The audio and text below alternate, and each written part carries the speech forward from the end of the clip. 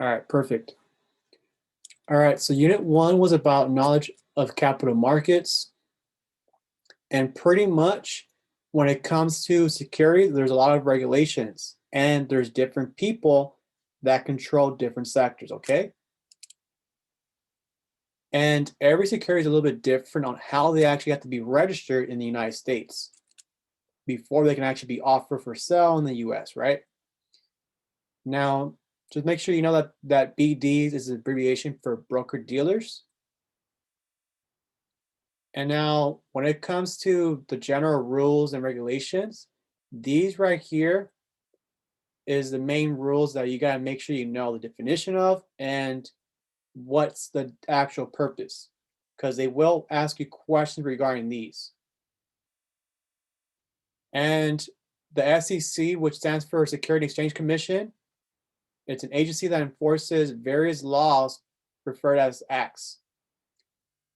Now, the 1933 Security Act of 1933, it's going to govern the new insurance primary market, which involves money raising activities of issuers. So the primary market, when you think about the primary market, what do you picture?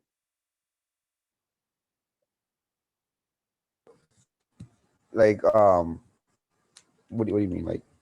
Like when you hear the word primary market, you want to think about like initial public offerings. Uh-huh. Uh-huh. That'll be considered like the primary market, okay? And then those Right. funds, they go to the issuer, Uh-huh. Okay. Uh-huh.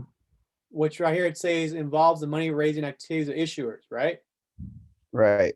And then they require issuers to register securities when selling to the public. Hence, when you have to register a prospectus, right? For like if you're offering a mutual fund or some kind of stock, you always have to make sure you register those things. So that all falls under the 1933 Security Act.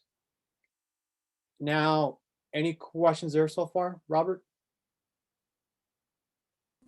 No, no, not yet. So it's kind of like security. It's kind of like empowers, right? Like the whole Yeah, it's it's kind of like like, the main general one, right? yeah, this right here is like the main general one. These two right Uh, here are the main ones. mm, I believe I believe they're referred to as the Paper Act. I can't remember that. I believe it's called the Paper Act. okay. And then here is the Security Exchange Act of 1934. Now this one, it's a little bit different because it's designed to regulate broker dealers, the employees, and other exchanges. And it requires them to actually register. That's how it's a little bit different. This is more for like paper stuff, and this is for like individuals to ensure they're actually registered properly. Like whenever we have to register with FINRA, we personally have to get registered. Make sense? Yes. And here that we have the Investment Company Act of 1940. So this is what governs mutual funds, closed-end funds, and unit investment trust. Is the Investment Company Act of 1940. And then Investment Advisors Act of 1940. And this right here is it's pretty simple. It governs the regulation of firms that earn fees for providing investment advice. Now, those fees have to be reasonable, not like super excessive when you're taking advantage. That's pretty much what all this act means. Uh-huh. Like for instance, like we offer wrap fees. So wrap fees is pretty much offered when you're considering an investment advisor. Now, when you offer wrap fees, that's going to pay you more money Right. compared to somewhere to do an investment at a retail brokerage. You're going to get more Uh-huh. money with a wrap account, Uh-huh. which I'm sure you're going to see later on in your reading. And then next we have Securities Investors Protection Act of 1970, which stands for SIPA. So covers the protection thresholds for customers in the event of a broker dealer's bankruptcy. So the way you want to think about this right here, it's kind of like a safety net. Uh-huh. That's the way that it is. It's like a safety net in the event like a broker dealer can go bankrupt. Then we go into SIPA that can provide those customers with the funds that they're pretty much, let's say, missing or they lost because the company went bankrupt. Right. That's that. I know they go a little more in depth regarding this in the reading. And then we have here insider trading and Securities Fraud Enforcement Act of 1988. And this here it pretty much means that it defines the penalties for the misuse of material, non-public information by both firms and individuals. So now when you think about non-public information, what do you think that'll be?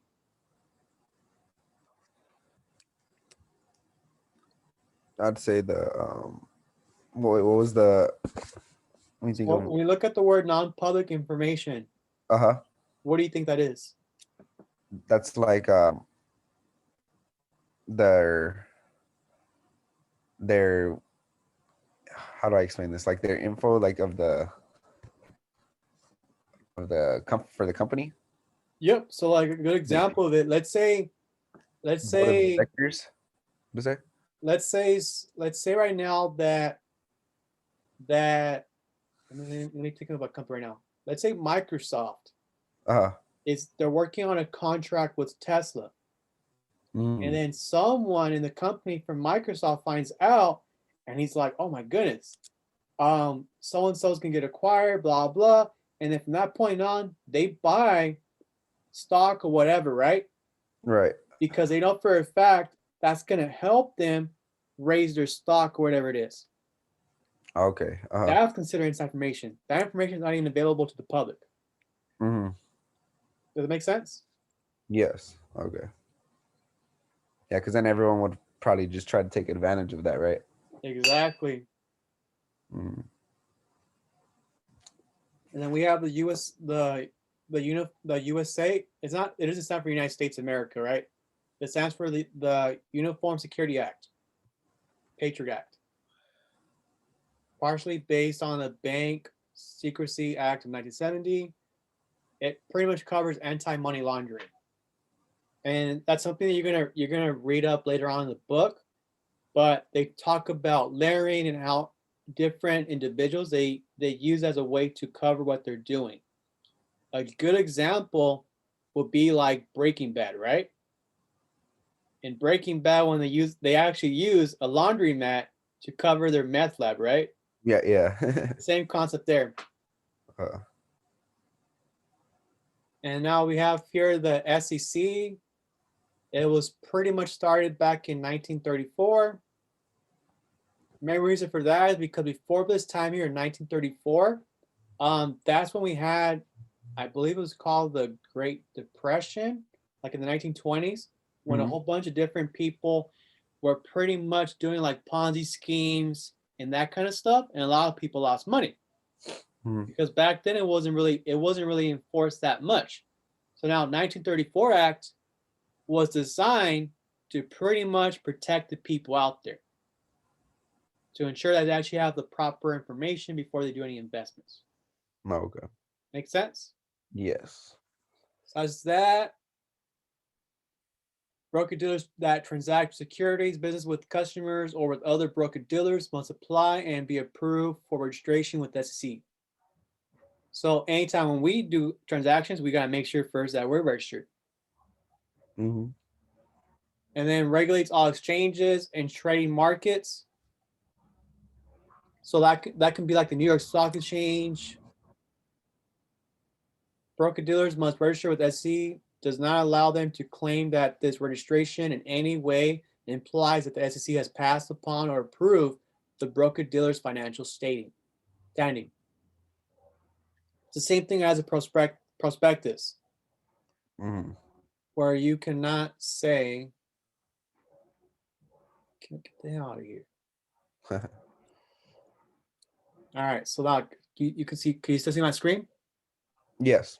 All right, perfect. All right, so now here we have that. And pretty much when it comes to broker dealer registration, they have to comply with the rules of the SEC And whenever they're conducting business, if they don't comply, they can be subject to censure, limits on activities, functions, or operations, suspension, or its registration, and then revocation of registration, a fine. Now, the one thing that they can't do is put you in jail. But they can't put you in jail, but they sure do know the people that can, right? Right. Yeah.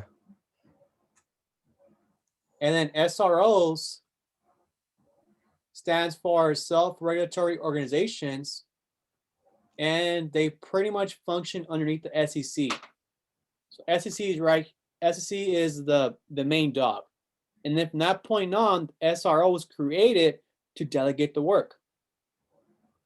That's where you have FINRA, which is right here. FINRA right here. So they're considered an SRO. Oh, okay. And their main job for every SRO is to enforce federal security laws as well as supervising security practices within an assigned jurisdiction. So this right here is FINRA's jurisdiction. So FINRA regulates all matters related to investment banking, securities underwriting, trading in the over-the-counter market, trading in the New York Stock Exchange listed securities, and conduct of FINRA member firms and associated persons. So like for myself, I am registered through FINRA. And when it comes to like what I report, I will never report to the SEC. I report directly to FINRA. Make sense? Got it. Yes. And then also regulates investment companies and limited partnership transactions. So pretty much what an investment company would be, it's going to be pretty much, like Primerica, we have mutual funds, right? It will be considered those companies. Okay. Like Franklin Templeton, Fidelity, and etc. All right. Purpose and objectives are to promote the investment banking and security business, standardized principles and practices, promote high standards of commercial honor, and encourage the observance of federal and state security laws, provide a medium for communication.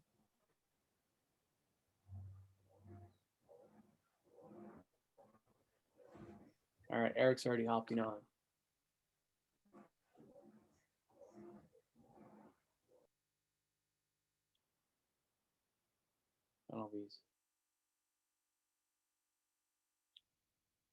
All right, so where are we at? So right now we're reviewing over FINRA, and these right here what the main objectives of FINRA is.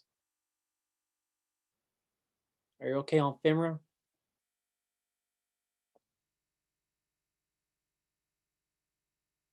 And these right here are the rules to protect the integrity of security markets, and it's broken down into 4 sectors. So these right here, it's the conduct rules. So it's pretty much something that's said like that's universal, and it sets a relationship between the firm and their customers. And who enforces these?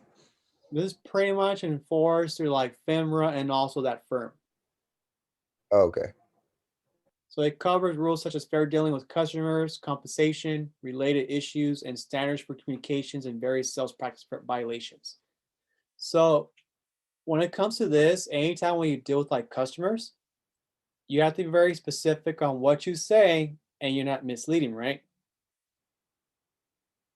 And like a sales practice that's a violation would be like a breakpoint sale. Like if they're super, super close to going to like, let's say $50,000 for the breakpoint sale, and they have like, let's say $49,000 to invest. And if you don't tell them that, hey, if you invest an additional $1,000, you're gonna have a discount from 5.5 to 4.5. That you want to invest an additional $1,000. If they say no, great. If they say yes, then from that point on, we do that $1,000 and they get that discount. Make sense? Yeah. That's pretty much how that works. And then right here we have the Uniform Practice Code. And this is more for like technical aspects of trading and payment for security transactions. Like the example would be the payment procedure for dividends on common stock and interest on bonds. These right here, it's going to be the same thing. It's going to be the same thing where you have the trade date, the settlement date, the X date, and etc. Right? And the reason why it's going to be uniform because if you have different rules with different stocks, it's going to be confusing to figure out, oh shoot, what date is the settlement date and that kind of stuff. It's there for a reason for us to make it easy. Make sense? So code of procedure, it covers the enforcement of FINRA rules and details the punishment of members who incur rule violations. So code of procedure pretty much has the rules, and it's gonna say if you break this rule right here, this right here is gonna be the penalty. And then code of arbitration, pretty much what this means here is whenever you sign up with like a brokerage firm or FINRA, automatically you're gonna have paperwork saying that if in case that you get involved in a dispute with a customer or with the firm, then it goes first to code of arbitration. So it's designed to like save money as opposed to going to the courts, then you spend a lot more money. Arbitration is designed to make it faster and also cheaper to resolve a problem as opposed to going to the courts. And then once you do that one time when you register, you don't ever do it again. It's only one time where you register for it. Like they might ask you a question about like quota arbitration. Oh, how often you have to renew your quota arbitration paperwork, whatever it is, right? It's only that one time when you registered. And then this right here are more SROs. So here are the other SROs. What's going on, Charles and Eric? Hey, Oscar, how you doing? What up? Okay, I'm gonna post the video of this so you guys will see the beginning part. Right now Okay, thank you. right now we're going over section 2, which is in regards to go back up. Knowledge of capital markets. Where are we at now? All right, so right here we have the Chicago Board of Options Exchange.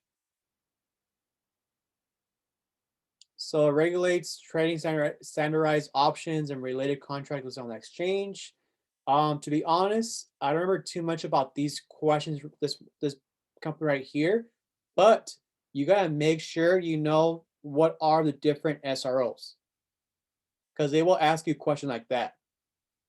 Like, oh, so-and-so, these right here are, which one of these right here is not in SRO? They're gonna ask you something like that. Does that make sense? All right, so now we have Municipal Security Rulemaking Board, and these are pretty straightforward. These are pretty straightforward, honestly. And as far as MSRB, it could only regulate, but does not have enforcement power since it depends on the SROs for the enforcement of its rules. So pretty much, the MSRB, it's pretty much relies on the other SROs to actually enforce what they're doing. Make sense? Is everybody So kind of like Mhm. security. It'd be like a security and then like a policeman, right? Exactly. A security guard can pretty much stand at the door, but you can't really like touch someone and arrest someone, right? Now a police officer can do that, right? He's the one that's supposed to be designed to enforce the law. Yes. All right, what else? That's that. There's other regulators and agencies. And what else? They talked a little about the Treasury Department. Obviously, the Treasury Department, it oversees the collection of taxes.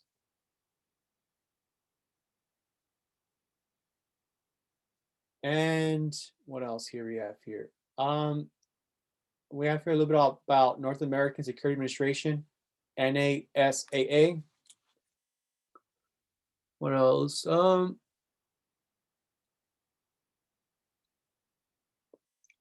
then like one part of the exam is pretty big. It's gonna be about the Federal Reserve Board. Dang, Charlie, you got a puppy now?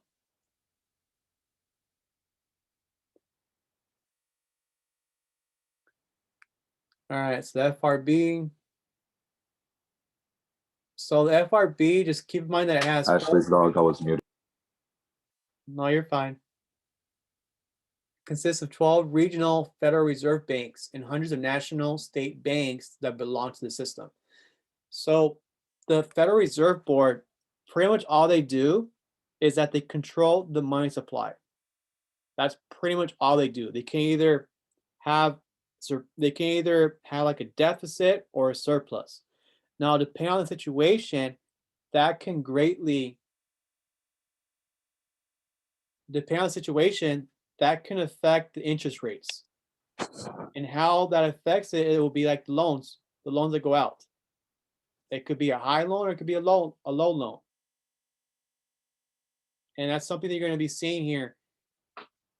And when the Federal Reserve Board, they control the monetary policy, takes actions to implement its policy, including they act as an agent of the U.S. Treasury, they regulate the U.S. money supply, and they set the reserve requirements for the members.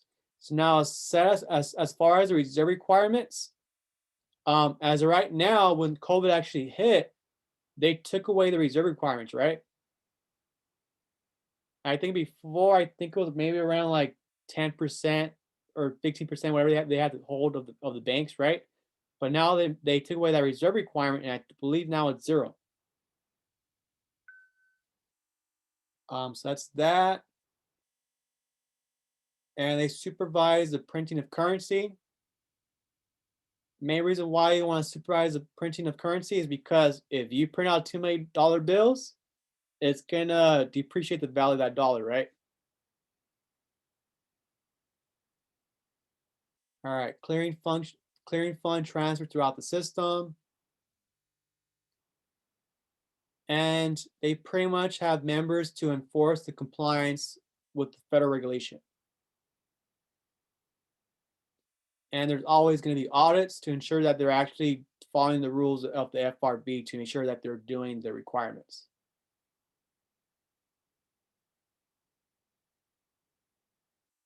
Now, keep in mind there's going to be fiscal policy and there's going to be monetary policy. Do you guys know the difference between the two? No? So monetary policy would be stuff that the FRB can control. They can directly control the money supply. Now, fiscal policy is something that is going to be done through Congress and the president. And fiscal policy is going to take a little bit of, actually a long time for stuff to get done. Does it make sense? All right, so now we have the Securities Investor Protection Corporation, SIPC. All right, okay. It's pretty much like a membership, and it helps customers against claims in the event of a broker-dealer's bankruptcy.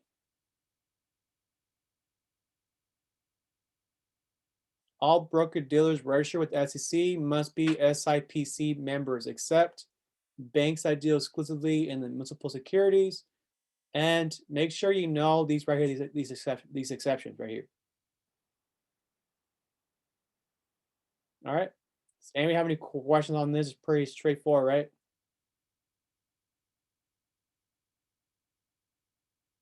If the SEC or any SRO finds. All right, so this right is very important. If the SEC or any SRO finds that the broker-dealer is about to be like insolvent, they're going to be, SIPC will be notified immediately. They're going to pretty much intervene and trying to get them back onto a game plan.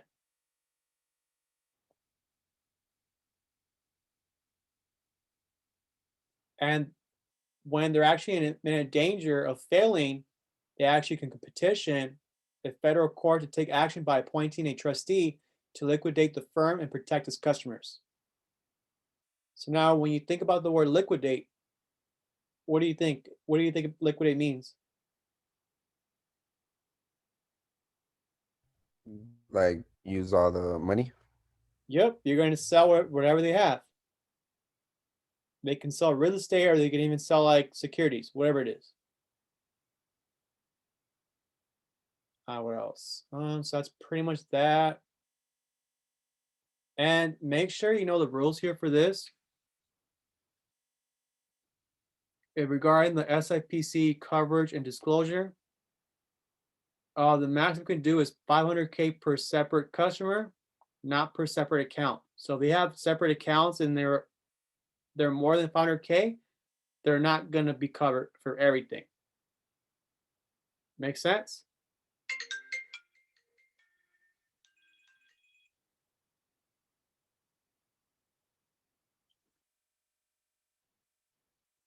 All right, so that's that. So the total coverage is 500K, and the SIPC covers no more than 250K in cash. So if someone has, let's say, 260K in cash, how much would it be getting? 250. 250, exactly.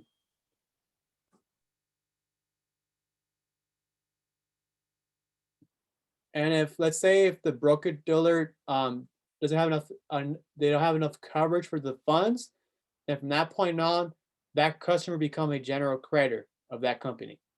Make sense? And then now this right here, commodities and commodity futures are not covered by SIPC.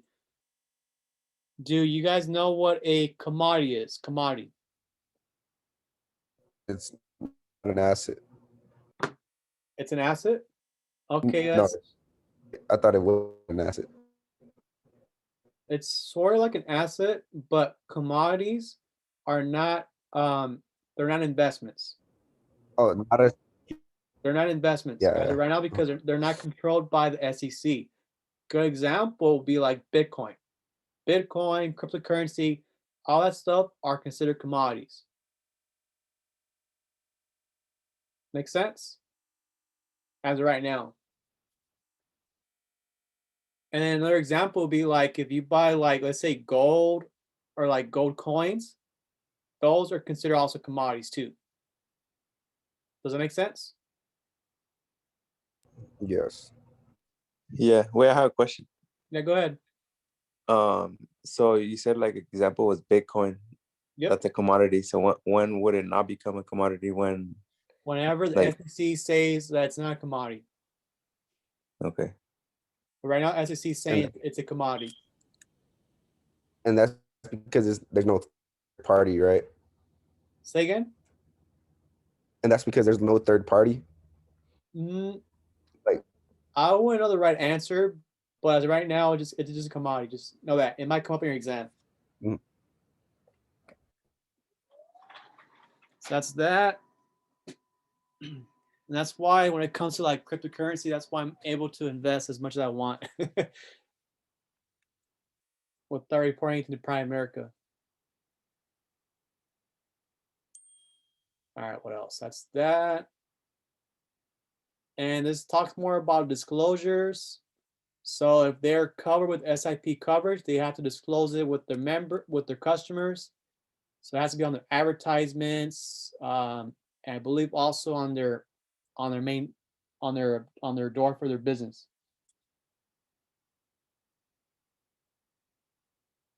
All right, what else?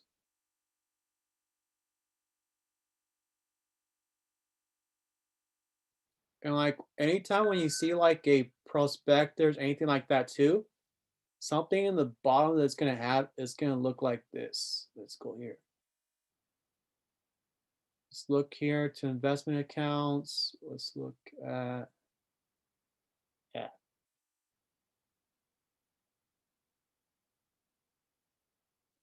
So it's gonna have something like this in the bottom too, in the prospectus too.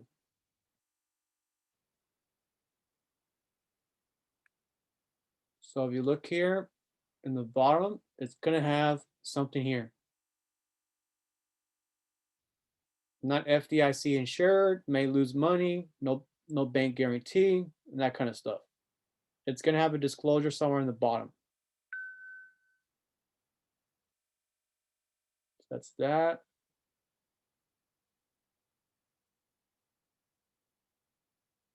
And disclosure for the SIPC, they have to give to the customer at least once each year.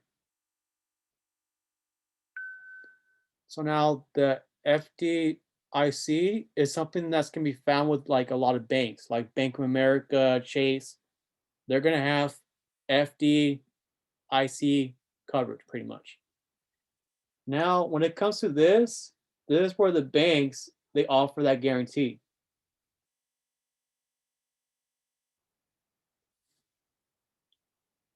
All right, what else?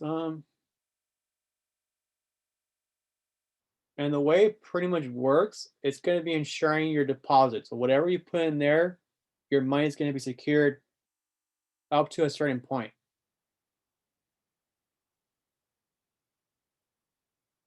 All right, what else? So in an event like a member financial, like a bank or whatever fails, they can do this, the FDIC. They can sell pretty much the rights of a loan or something like that to another institution, and that will become their new customer. And the maximum amount that they can actually give to a client will be $250K for each deposit, ownership category, and each insured bank. So in reality, like if they're at different banks and they all fell, then they can get more money out of their accounts. Make sense? And it covers checking, savings accounts, money market deposit accounts, and certificate deposits, self-directed IRAs. That's pretty much all that it covers. Any questions on this so far? No? All right, let's see. All right, so this right here, just know the definition of what an investor is. So someone who provides money or resources for an enterprise, such as a corporation, with the expectation of financial or other gains. So there's going to be retail, institutional investors. Now, retail investors will be people like us, right?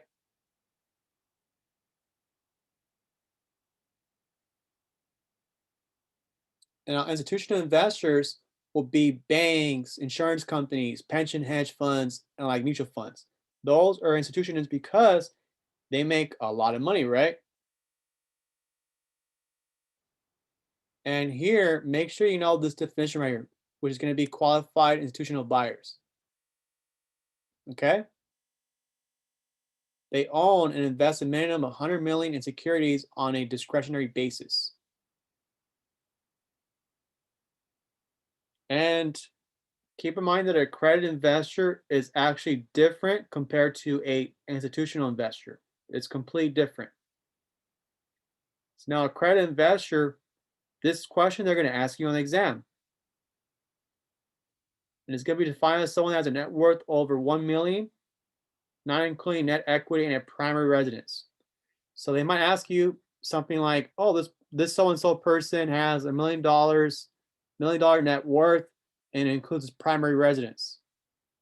So if it includes a primary residence, that means he will not be an accredited investor because we have to take off that residence. So that would push him down to, let's say, I don't know, let's say 1.5, about 600K. Let's say that puts him around 600K for his net worth. So he wouldn't be an accredited investor. And they have to have an annual income of over 200K in each of the 2 most recent years. And if they're married, they can do jointly 300K. Okay. And then broker dealers, they operate under an individualized membership agreement between FINRA and other SROs. And then for those of you just hopped on, SRO stands for Self-Regulatory Organization. Okay. And I think you're pretty much good on this. All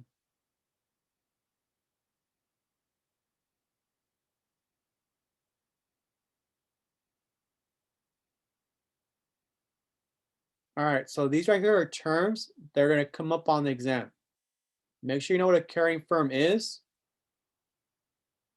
So they carry customer accounts and accept funds and securities from customers.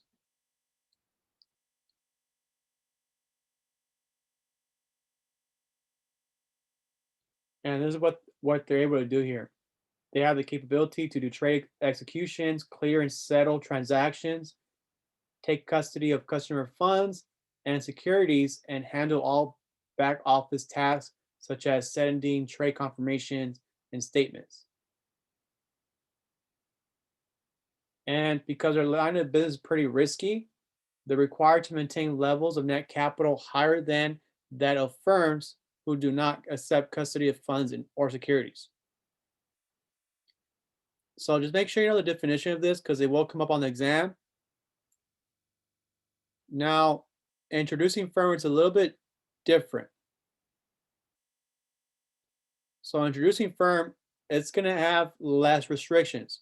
Pretty much what they're going to do is they're going to give their customers to a clearing company.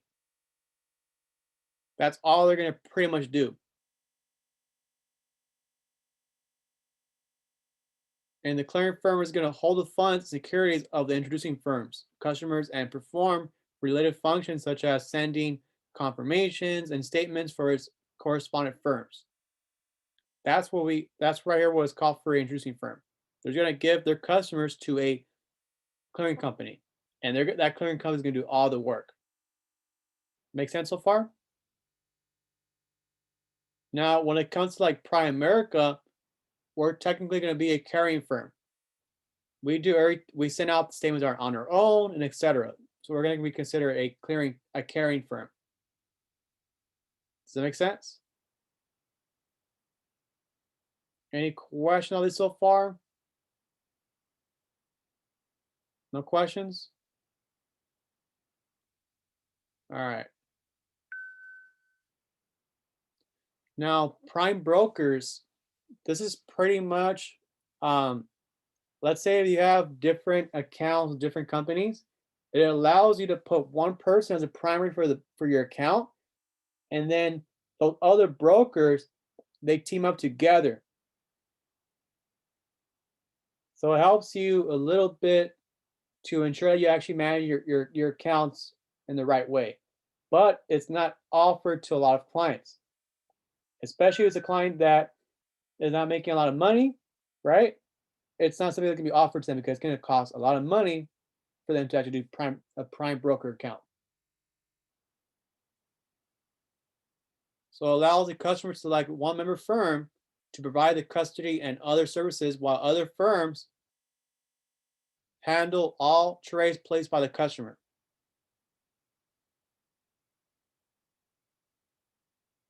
And then to open up an account for a prime account, they have to provide all disclosures, the papers have to be signed.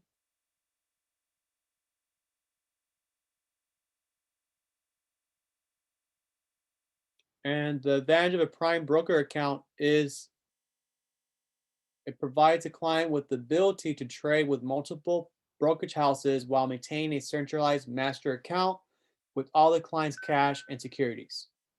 So it makes it super easy to manage, pretty much.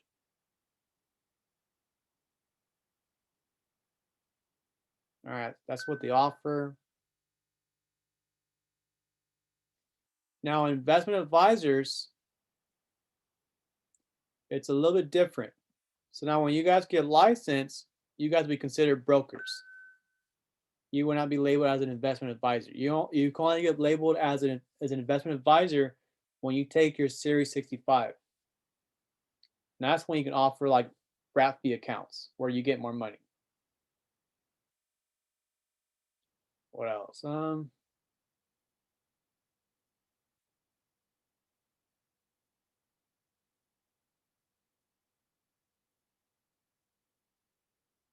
there's another difference between the different advisors here. You have right here municipal advisors. It's in the definitions, right? Municipal. They provide advice to our behalf on a municipal entity with respect to municipal products or the insurance of municipal securities, including advice with respect to the structure, timing, terms, and other similar matters concerning such financial products or issues.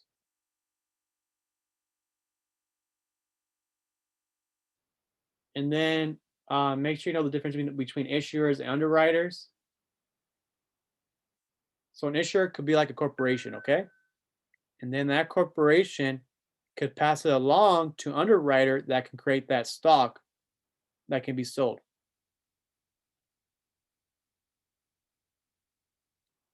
Does that make sense? Now, let me ask you guys a question. Is it possible for an issuer and underwriter to be the same person?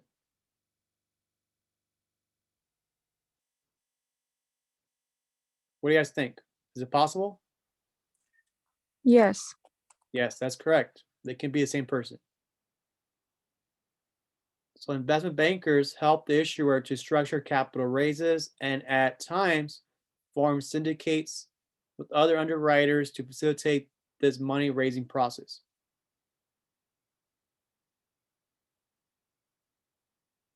All right. Is everybody okay on this right here for issuers and underwriters?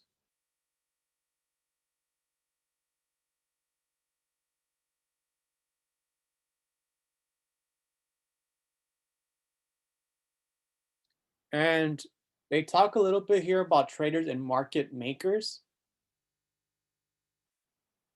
And they're not going to ask you too much about this. Just make sure you know the definition, which is this right here.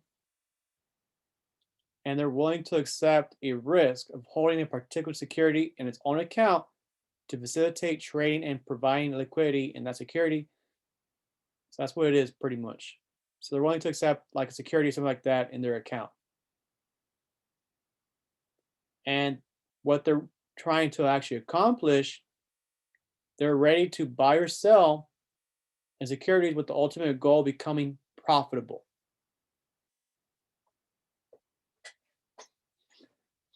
So that's pretty much all they're doing. So now, custodian, it's a term that you're going to be seeing a lot through Primerica when you're fully registered. So when you're a custodian, that pretty much means that you have control over an account. Like Primerica is the one that's considered custodian for all your investments that we have with the firm. All right, so institution or a person responsible for making all investments, management, and distribution decisions in an account maintaining the best interest of another. Now, a trustee is a little bit different.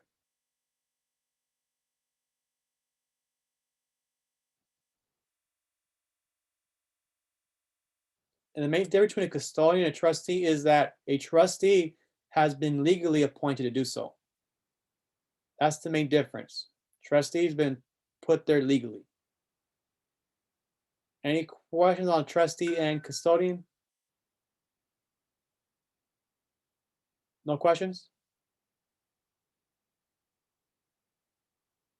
And then next we have transfer agents.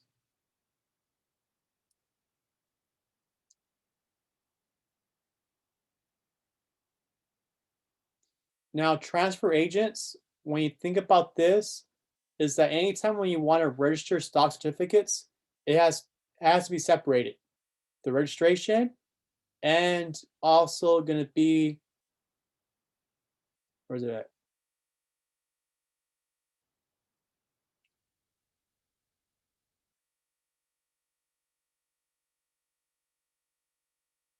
Just remember this right here, that they have to be separated, okay?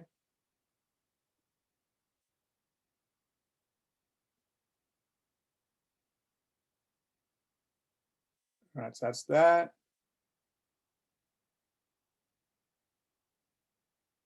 It talks a little about the responsibilities, which is pretty simple. They gotta make sure it's in the right name. They gotta cancel the old and issue a new certificate.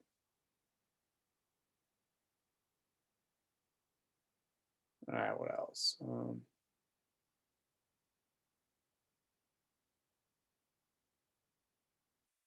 All right, so now they might ask you a question about like who can be a clearing agency, and a commercial bank can actually act as a clearing agency.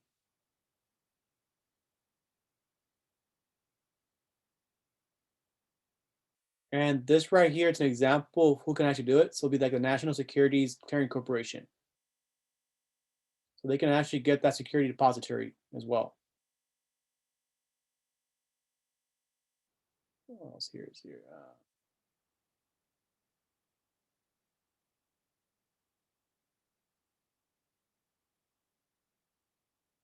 I don't know what else. So there's different types of markets. Now, what's the difference between a primary and a secondary market? What's the primary market? What is it? Sold to the public. Yep, exactly. It's offered in the form like an initial public offering. Now, what is a secondary market?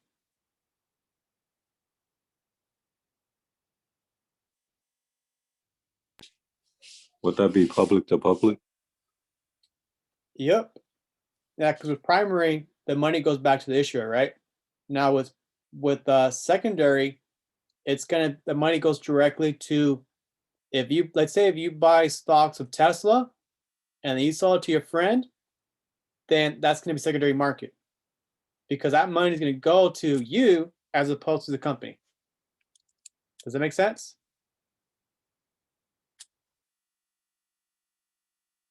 Now, when you do that, you don't have to be registered with security license.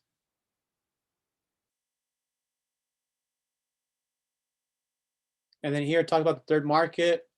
Make sure you memorize these. The primary market and secondary market is pretty straightforward, but make sure you memorize these right here. Take your time to memorize these because it's a little bit confusing, and you can get them confused, and it can actually affect you when you're taking your exam. So memorize it.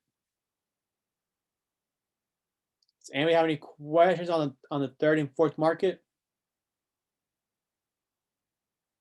Any questions?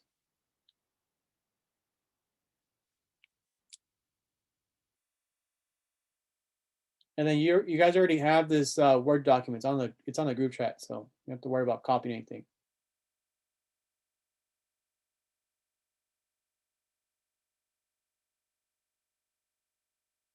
All right, so here we got economic factors. So this can actually impact the price of individual securities and the security market as a whole. And simple concept as supply and demand can affect it. So now I'm gonna ask you guys a question from like econ, but what is supply and demand?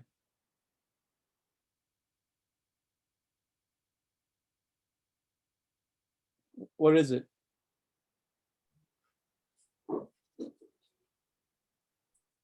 Supply and demand, what is it? Like Supply and demand is the ratio of supply to the demand of how much people want it. Yep, So yep. if you have, Exactly. go ahead. Let's say for instance that you have a surplus of batteries, right? Now, and there's a little bit of demand for that battery. That probably means that you're gonna have to drop the price of that battery so it sells quicker.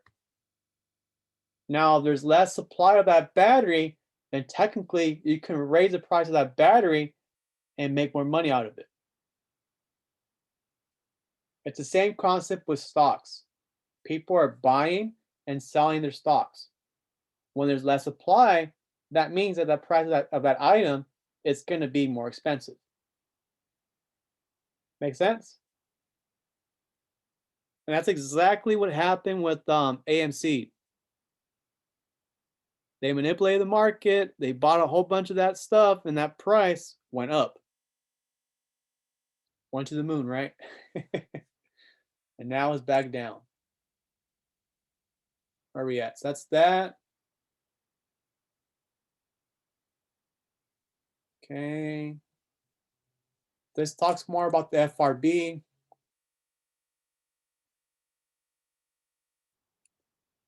And these are the tools that the FRB can actually use. So they can use open market operations such as buying and selling government securities. When you do buying or selling, that's going to affect the money supply as well, which is going to affect the rate of loans. And the changes in the discount rate, and then change in reserve requirements. So that's what the FRB is in control as well. So monetary policy, I kind of already went over a little bit, but monetary policy is what pretty much the FRB controls. They can control the money supply.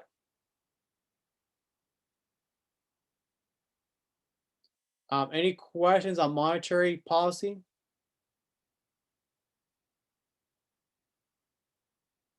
No questions? Now, as far as fiscal policy, this is something that's controlled by Congress and the president. In order for this to pass, they got to vote on some kind of bill and then it gets passed. A good example of this would be probably like a 1031 exchange. Do you guys know what 1031 exchange is or no? Yeah, that's like taxing or on the new house, right? Yep, tax- exactly. So Biden, the Democrat, son of a bitch, he wants to get rid of 1031 exchange. Yeah. So that means now when you sell your house and you make a profit, you're going to pay taxes on that money that you earned. And now when you buy your new home, so he's trying to get rid of that now. I don't think it's gonna pass. Hope not. Yeah, because that's gonna affect people that flip houses and whatnot too. All right, what else? So Congress and the president, whatever, they affect the federal spending, like budget and that kind of stuff, and they raise money through taxes. They have budgets.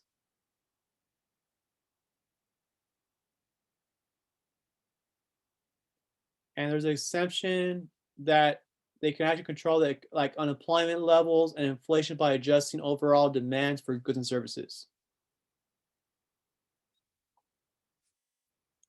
Dang, Charles, you're eating there, huh?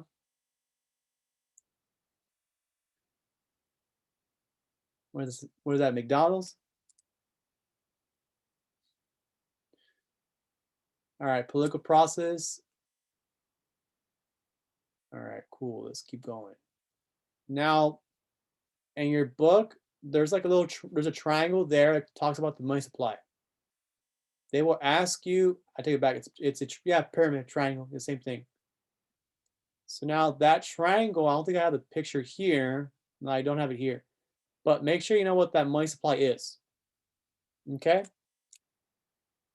Because they will ask you questions about that triangle on the exam too. Anybody have any questions on this? Any questions on the money supply? Nope.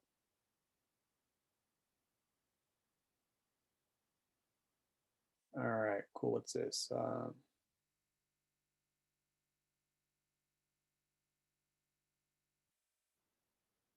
right, cool. So this right here. All right, this right here is very important that you actually understand the concept behind it, okay?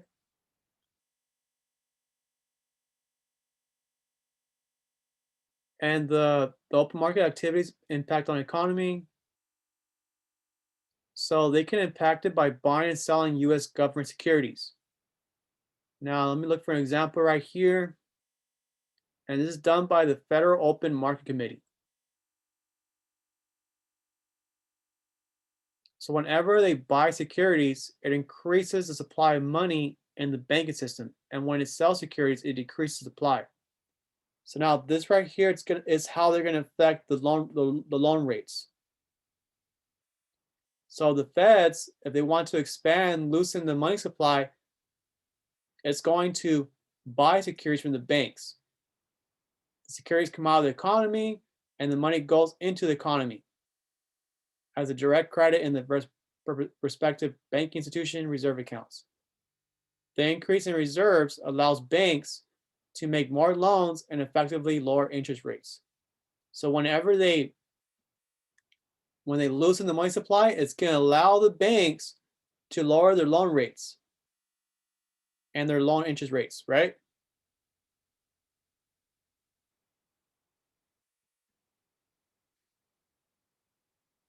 So that's whenever they buy securities from the banks, it's gonna loosen the reserve requirements and it's gonna affect their loan rates. So it's gonna go lower. Does that kind of make sense a little bit? So when the feds want to contract time the money supply, they're gonna force the banks pretty much to buy those securities. So like when they have to buy those securities, it's gonna increase the reserve requirements for the banks. So it's going to reduce the bank's ability to lend money, which tightens the credit and effectively raises interest rates. Does this kind of make sense? And you should expect a few questions in regards to this. Does anybody have any questions on this? Anybody? And as far as the interest rates, make sure you know the definitions of it because it's gonna get a little bit confusing. So the way I did it is I used Cliff Notes and I put the word on one side and the definition on the right side. I just started memorizing it because these are a little more confusing to understand.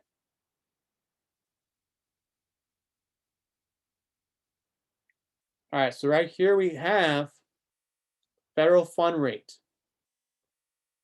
So this is a rate that's given to commercial banks to each other. It's like a discount for over where's it at?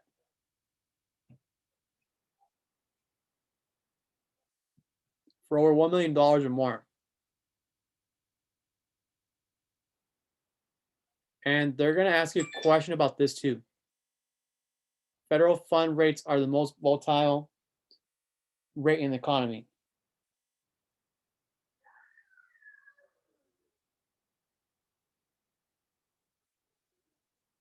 And then discount rates is the Federal Reserve charges the short-term loans to member banks.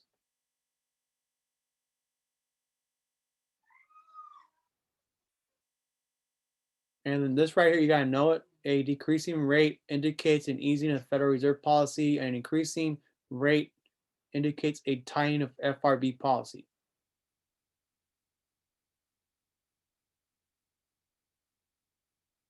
All right, prime rate.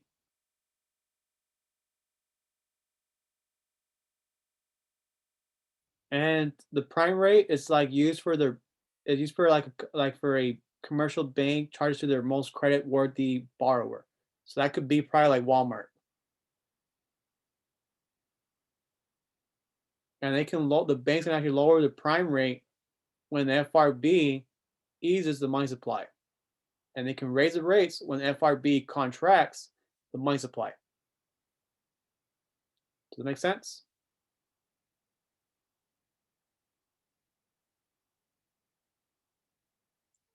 And the broker loan rate is mainly used for margin accounts.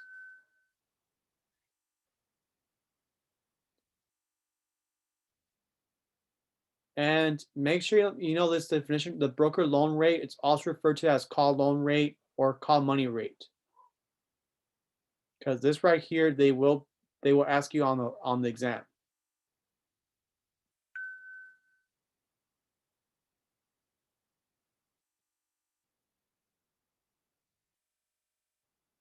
All right, so this right now we're at the business economic factors. This is a lot of information, right? Like unit 1, I mean, this section right here is not that hard to actually understand. You just gotta take the time to actually read the material, watch the videos, and you'll be solid.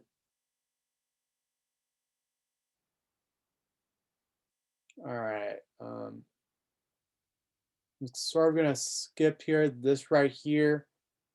but just know what a financial statement is.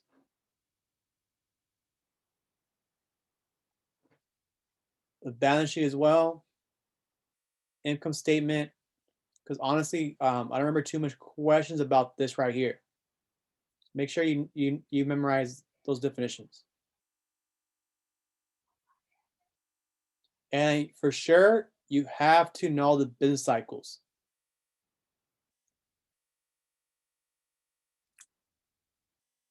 So for the business cycles, you make sure you know everything about it.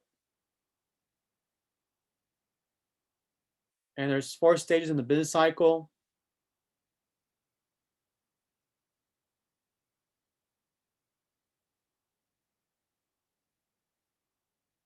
And here's like the different definitions. I don't have the little. It's kind of like a sign graph. It's a sign graph that shows you contraction, expansion, peak. Let me see if I can find the book. America. Let's see, cap on. Let me see.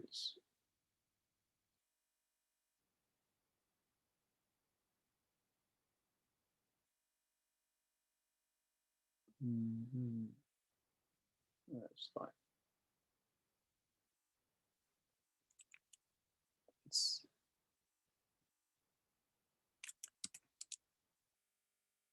look for it. Business cycle. All right.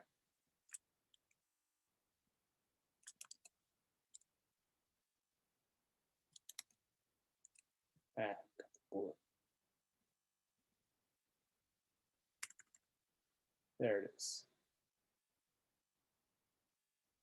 Let's look for it.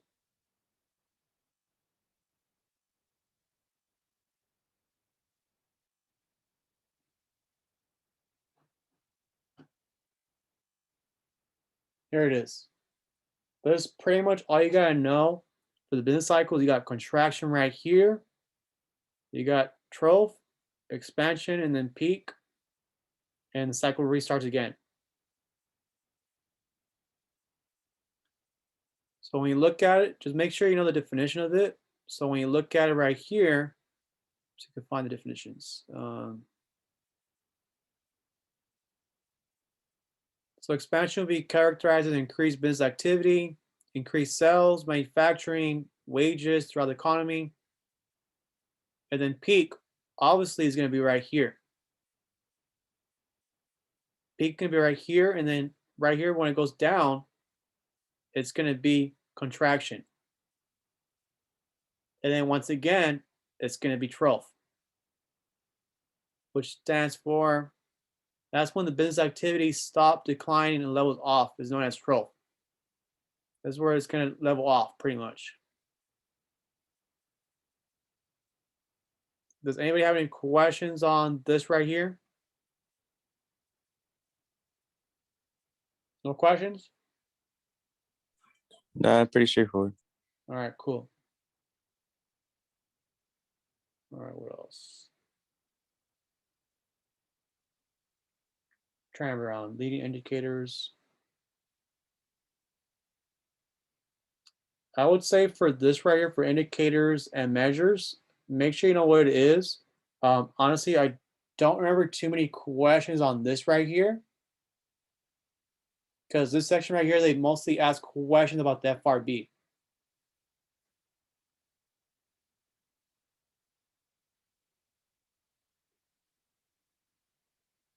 And then, this part right here, you got to make sure you know what inflation is, deflation, stagnation, stagflation. All right, so for the inflation, it's going to be increase in prices. Mild inflation can encourage economic growth because gradually increasing price tend to stimulate business investments. All right, so that's that. Deflation is when, pretty much as the word goes, pretend your tire, right? If it deflates, you're going to have less air in the tire, right? So now that's going to decline in prices. It occurs usually during severe recessions, stagnation, Now, stagnation, you want to think about like stagnant. You're not really going anywhere. So there's gonna be like very slow periods or little economic growth, and it could be accompanied by high unemployment. And then stagflation, it's going to be a combination of inflation and high unemployment. Does that make sense a little bit?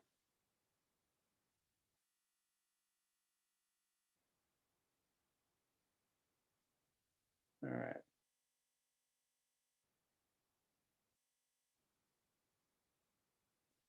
And then here it talks about the different other like sectors. There's like defense industries, political industries. Make sure you go over it and know what it is. Honestly, I don't remember too many questions about this section right here, but in case they ask you a question about this, just know what it is. Any questions?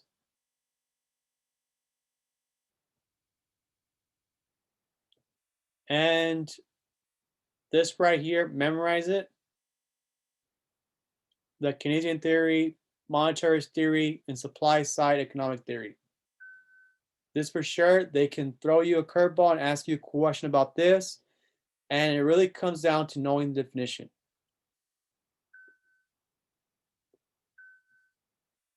Any questions on this? Any questions?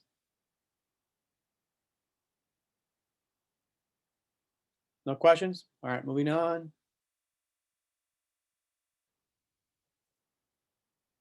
All right, think that's it for today.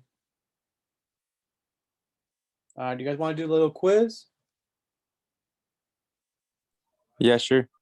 All right, let's do a little quiz.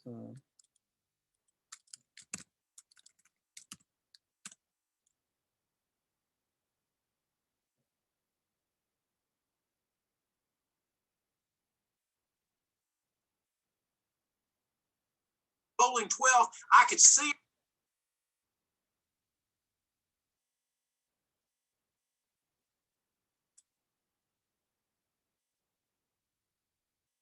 All right, SIE.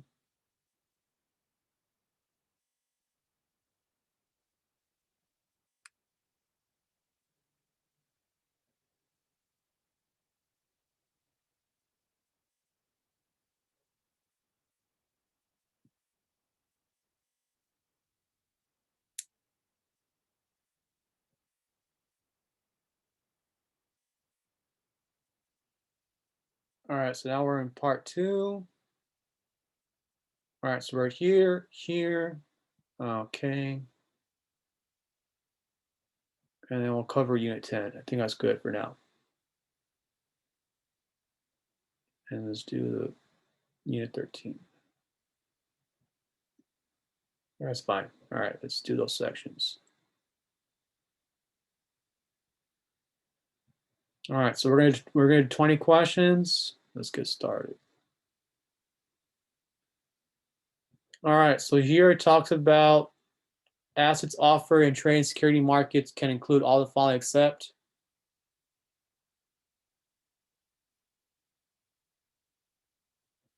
currencies, life insurance, derivative products, equities.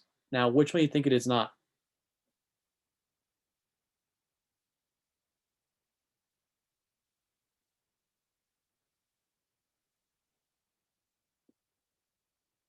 Which one do you think it is? Which one?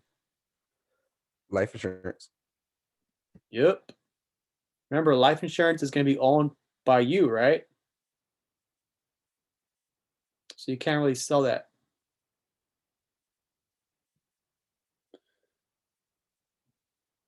Like right here, like all the following are self-regulatory organizations except. So now we got to look at New it. York Stock Exchange. You sure on that? Oh wait, SEC. My bad. My bad. That was a trick question. So remember, who controls the SROs? SEC. Exactly. So would the SEC be a SRO? No, sir. There we go. All the following names describe the Security Act of 1933 except.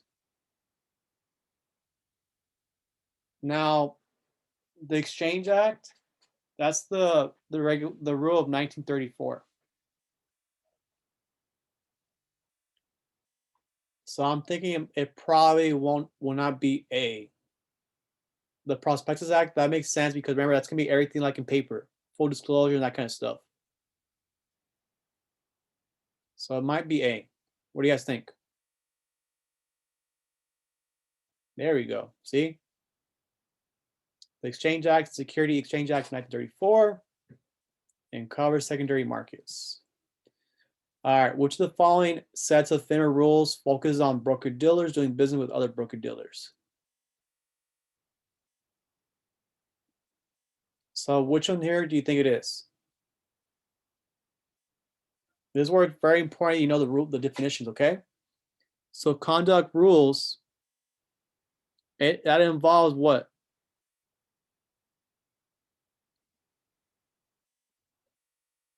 It involves the customer and the firm, right? So would that be it right here, conduct rules? No, right? And then court of arbitration, that one right there, we know for a fact it's when there's like some kind of problem and then you have to go to court pretty much, right? And then here we have uniform practice codes. It could be this one right here, right? And then code of procedures, it's for enforcement of rules, right? So now which one do you guys think it is?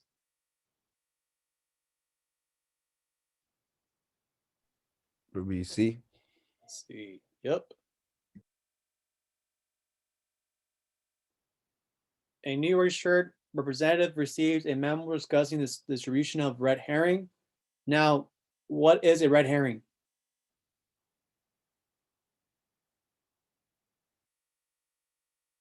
What is it? Would that be the Tombstone advertisement?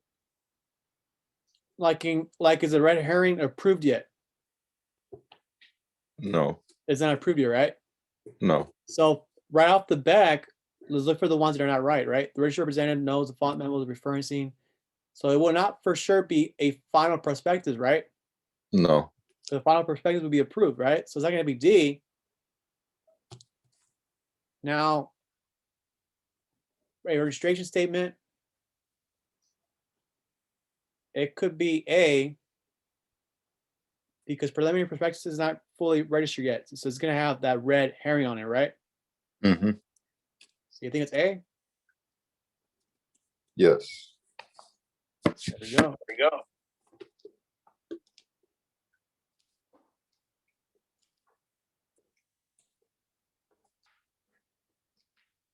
See. See. See?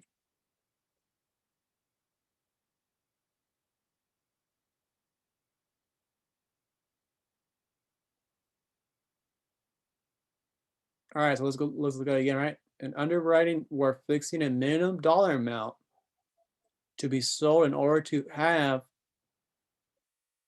move forward with. I don't think this right here we actually went over it. That's okay, right? But right here they're gonna need a minimum before they actually go to before they can I describe this. So the way it works pretty much is that there's a minimum required for them to uphold their end of their contract. If they don't make that minimum, then pretty much that contract is lost and they're no longer able to make their demand.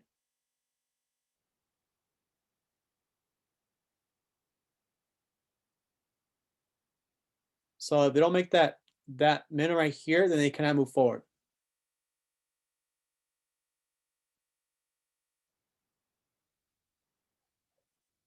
All right, this one should be pretty easy, right?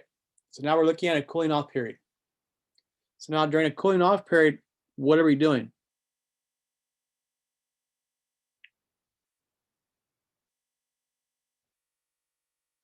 For a cooling off period, what are we doing?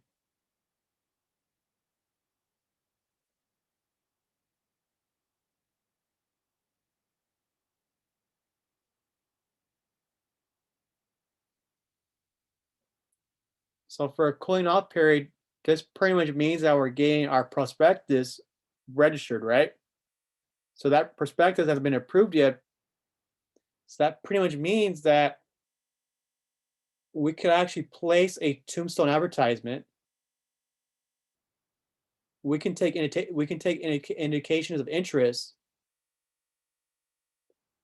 We cannot do C. So for C, we cannot do it because we haven't really fully registered that security, right? So we're not able to do sales literature yet. We can only do that once it's approved.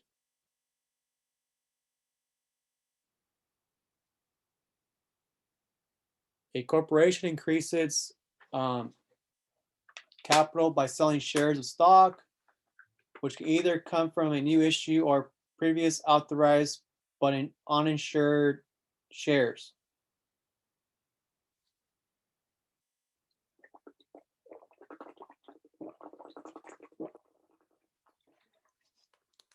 Now, which one do you guys think it is?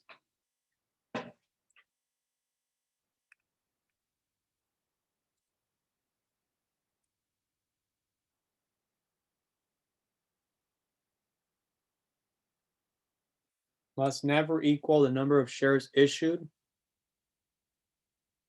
Does that make sense?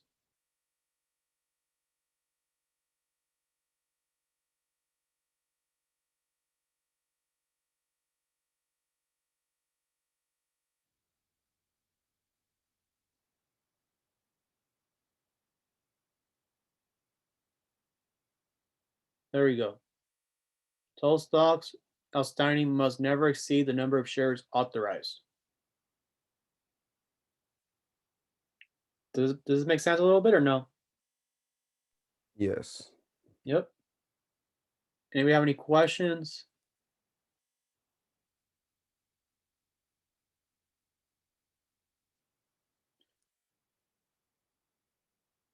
All right, this one right here, it shouldn't be too hard. Let's look at it. During the cooling off period, so that means that we're getting our prospectus approved, right? And how many days does the cooling off period last? 30 days. Or no, 20 days. 20 days. There you go, 20.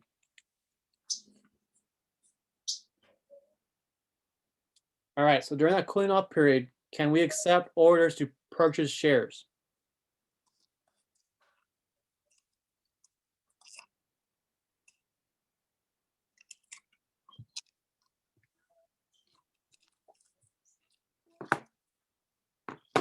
All right, so what do you guys think here?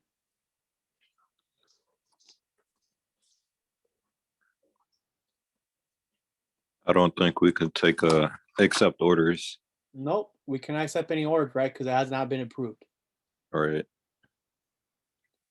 So 2, may not accept orders to purchase shares. That's right, right? And 3, not accept indication of Right. interest regarding potential purchase of shares.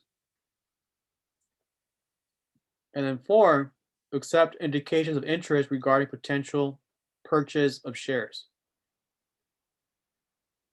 So for this one right here, But we can accept the. we can accept indications of interest, but we cannot take the orders. We cannot do any. So it should be 2 and 2 and 4. Let's see if it's B.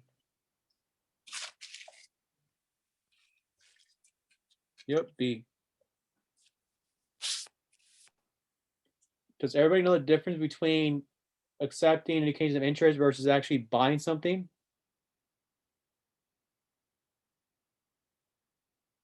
Because with this right here, they can say they want to buy something, but they can always back up. There's no contract saying that they have to buy it.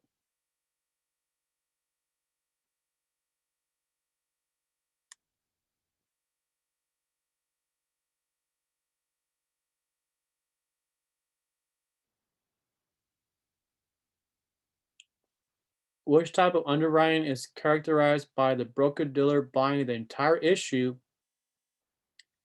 the entire issue from the issuer and then re-offering it to the public.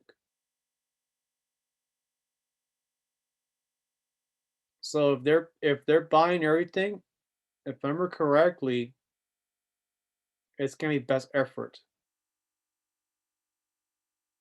Or maybe it's gonna be one of those two.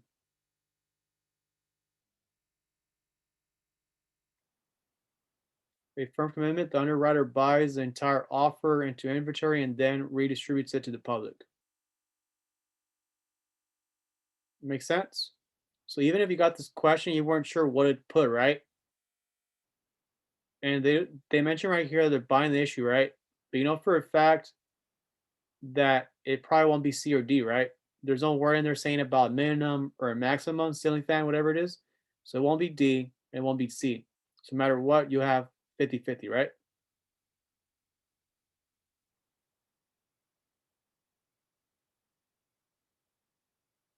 All right, so now we're looking at the SEC.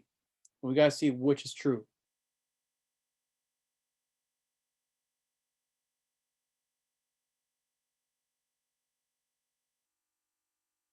We're gonna look at public securities offerings are generally exempt from registration. Is that true? No. No? All right, that's not true, right? Not A. Private securities offering are generally exempt from registration. Is that true?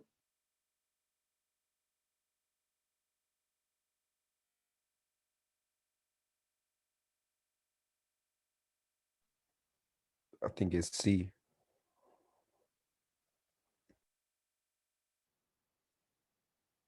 You think it's C? All right, let's click C.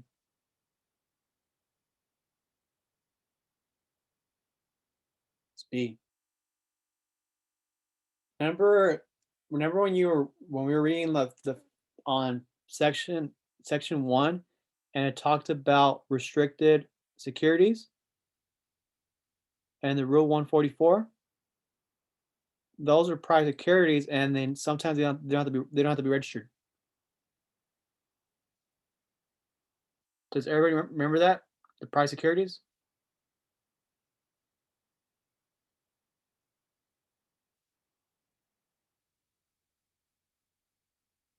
All right. The company is looking to raise additional capital to fund an expansion plan. The company's senior management chooses to issue additional bonds to the general public. The best expression is to explain this type of offering would be, let's get the pen, right? Now, Would that be a secondary offering? remember, when it comes down to it, primary issuer Oh, between that. gets funds. Secondary, that's where it's going to be the people to people, right? the public. So it is So right here, the issuer, we're not getting no funds. No funds right. for issuer, right? So now for this, remember here, like the company is looking to raise additional capital. So if they want to raise additional capital, would it make sense to be in secondary market? No. No, right? So for sure, it should be B B. or C. So we know for a fact it won't be D. It will not be A. So it has to be between B or C.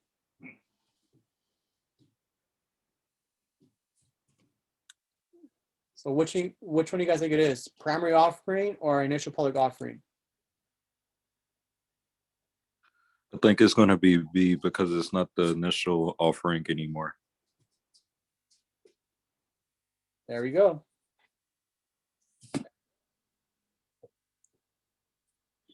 Wouldn't it be known as a APO, like an additional public offering? Yep, there it is. The question points to an additional public offering of securities, not an initial public offering. Hey, Dang, Charles, you Okay. got it. come on, man. All right, broker dealers that transact security business with customers or other broker dealers must apply and be approved for registration with.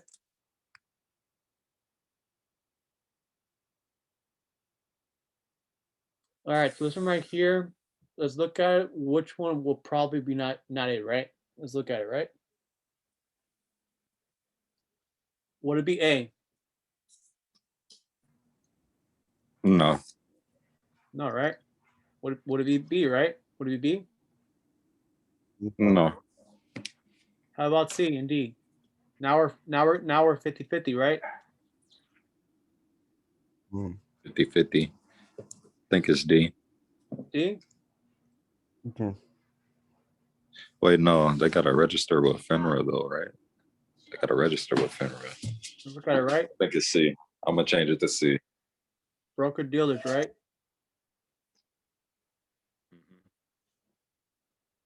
All right, we'll put C. It's D.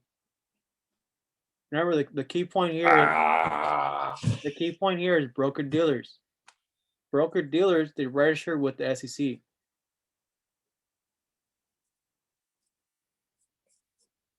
lesson learned. Don't change your first mind. Mhm.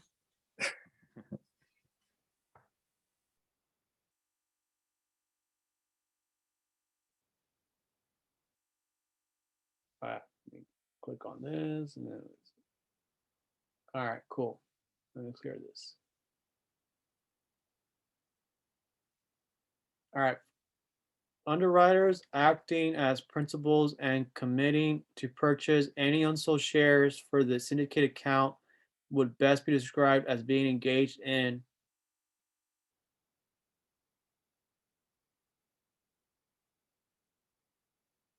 All right, so now we know for a fact it will not be B or C, right? Right? Right. So now we're 50-50 once again, right?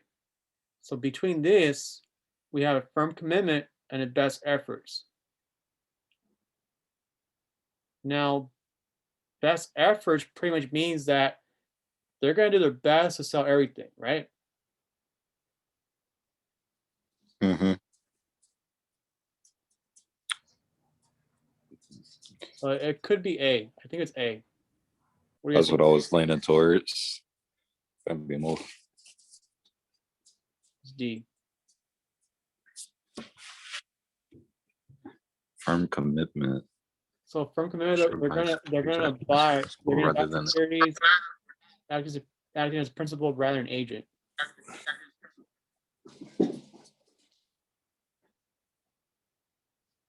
So like what we did right there with the questions, if you know for a fact that it's wrong, cross it out. It's gonna be order elimination. So right here when we did it, we were 50-50. Right.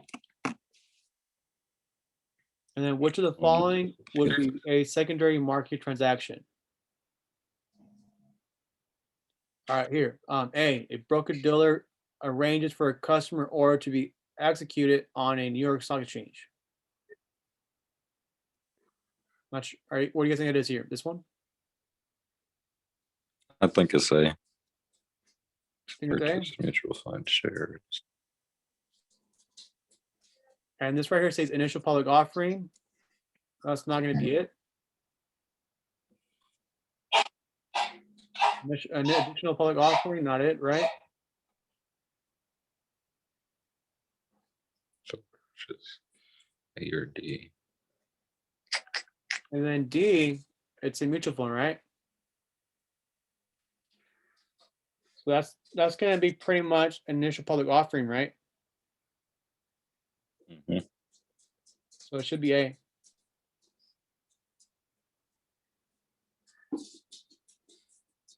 Yep, A.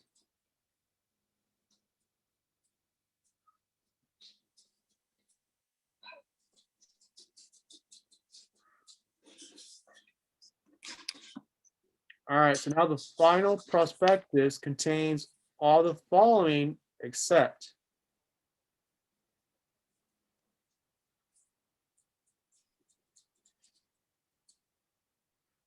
Which one do you think it is? Or isn't right now?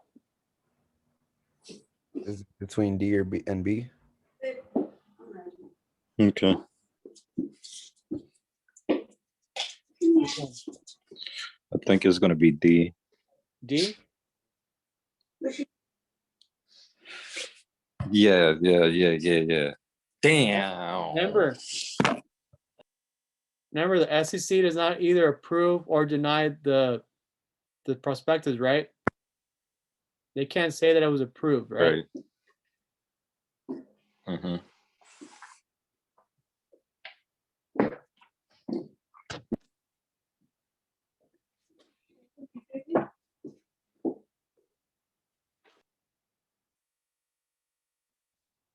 Broker-dealers who transact security business with other broker-dealers or customers must be registered with. Which do you think it is?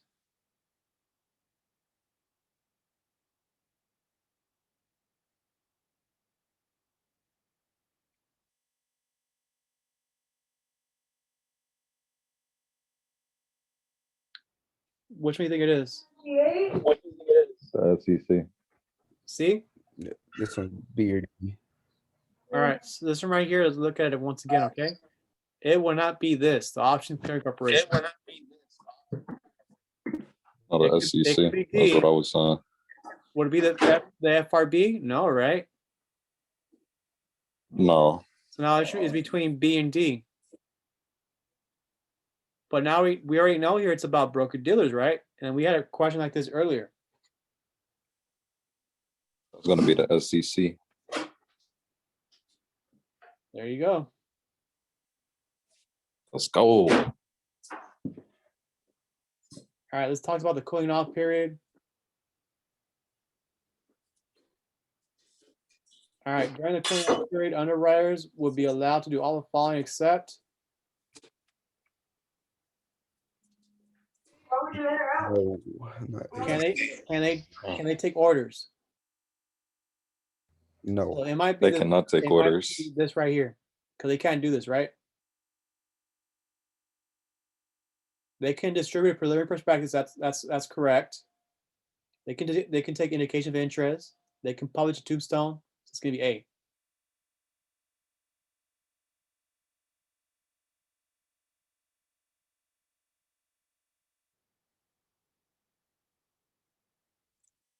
All right, company's management team has agreed to issue additional shares of common stock in part to provide an employee stock ownership plan.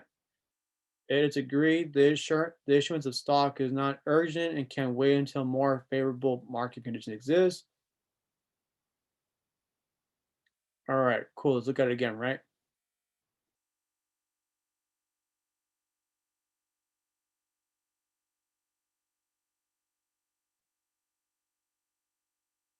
The key part here is this. It's not urgent and can wait until more favorable market conditions exist. Which type of registration is most suitable under these conditions? Huh? Would that be a shelf registration? I would say D, yeah. Let's put D. Does everybody understand why it's D? Okay, Charles. Let's go.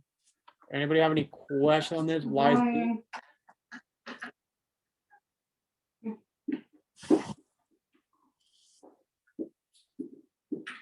All right, 20. All the following are Here's so part bad. of the ephemera. Matter regarding employee conduct and reportable events except.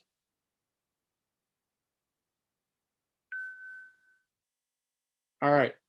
Once again, this really comes down to definition, right? So now we know for a fact they have the core arbitration procedures, right? The conduct rules and the uniform practice code, right? Does this work? The sales practice code. So let's click on A. I'm pretty sure it's gonna be A. Yep, A.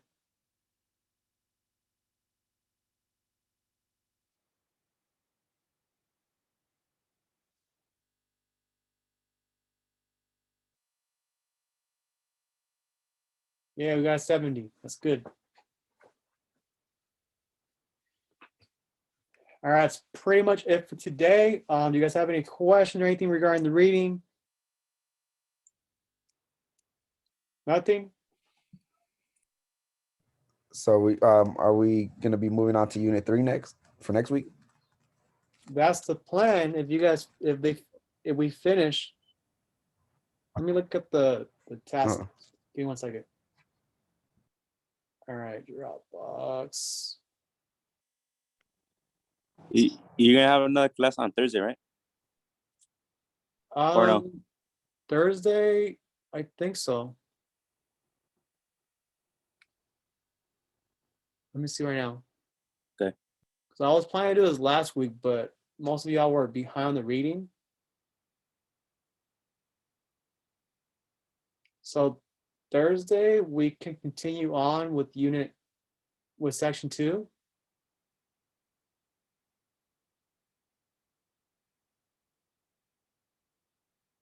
Because this is kind of like a short chapter. I think you guys can finish it by Thursday.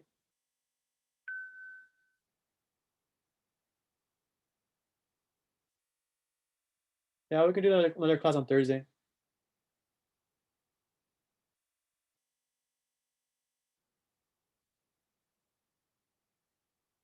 Yeah, I say Thursday. Yeah, we can do Thursday.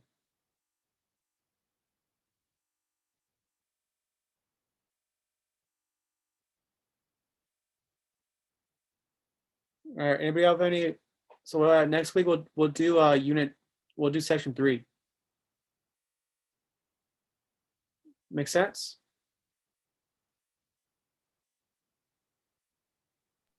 Yeah. All right. Anybody have any questions? Anything like that? Any questions?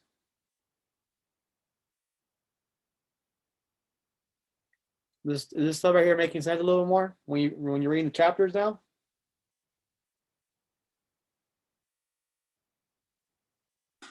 Yes, sir. All right, cool. Well, you guys have a good day today, and see you guys Thursday. I appreciate it. Thank you. Thank you. No problem. Thank you, Oscar.